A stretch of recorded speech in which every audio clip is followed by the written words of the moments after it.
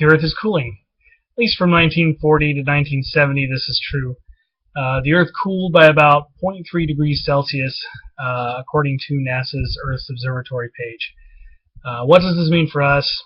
Not much, or at least that's what I thought. One of the papers I did last term was on global warming.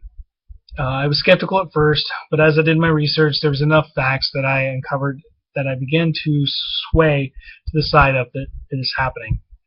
The temperatures on average are rising. In a normal cycle, the Earth warms and cools, but it takes roughly about 100,000 years to complete a cycle. We've had many ice ages, but of course they span 100,000 years or more. That is what was going on in 1940 and 1970. We were on the cusp of one of these cycles, but due to the amount of industrialization that we humans have done to the planet, we have actually changed the climate of the Earth. If this industrialization is left unchecked, the effect could be catastrophic. One example of this is the hole in the ozone layer. The hole was caused by the use of and reaction in the atmosphere of chemicals called chlorofluorocarbons, CFCs for short. These were commonly used in refrigerators, air conditioners, our air fresheners. Of course, we gotta have good smelling houses, right? And of course, the hairspray. Gotta have good hairspray. Good hair.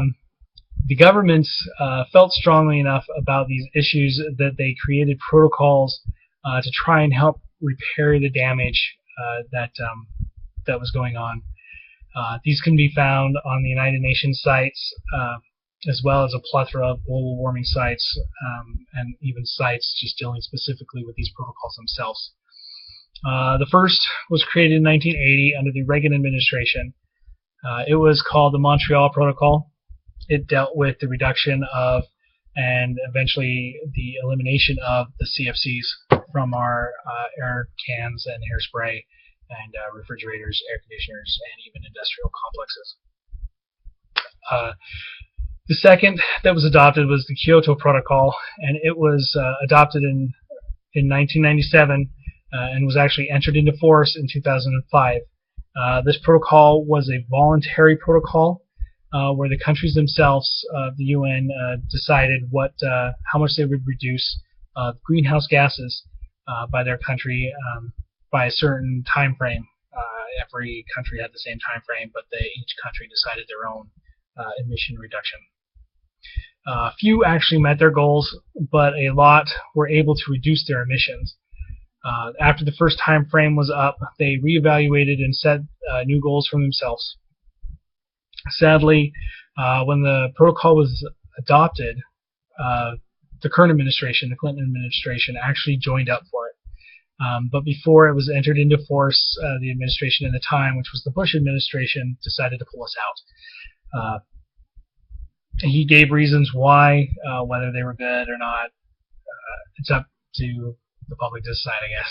But this may seem like a trivial subject, and you may think, oh, this does not pertain to me.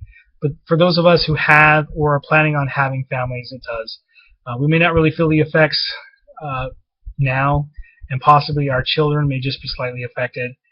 But their children and their children's children, if nothing is done, may. It's just like a boulder. If you push it downhill, if it's not stopped, it becomes a landslide and can be disastrous.